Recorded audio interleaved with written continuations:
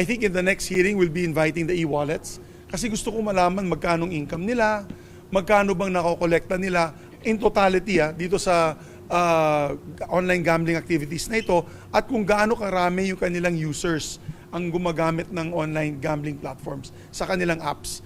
Gusto natin malaman ito kasi numero napakalaga. We want to confirm that really if there's 32 million Filipino gamblers sa ating bansa, that's almost 1/3, no? A little less than 1/3 of the population already.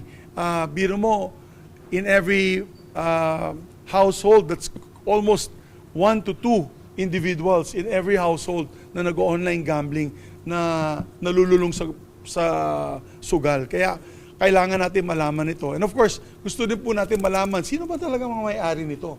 And we'll share with the media the results of the next hearing, which of course they'll be submitting to us, the officers and the owners of the said institutions and online gambling enterprises. Para malaman ba natin may mga politiko ba involved? Meron bang mga bilyonaryo, mga kung sino-sino man, at least the public's informed.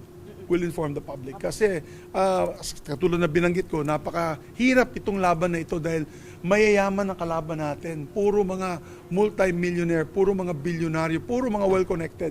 Kaya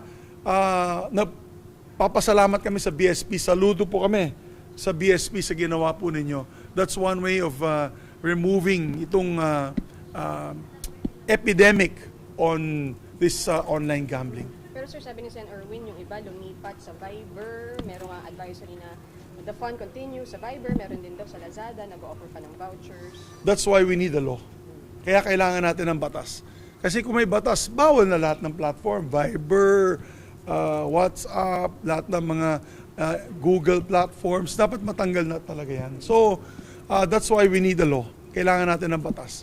And that's the only way to stop this menace. Okay sir, total ban pa rin? Ako'y total ban pa rin. Yeah, total ban pa rin.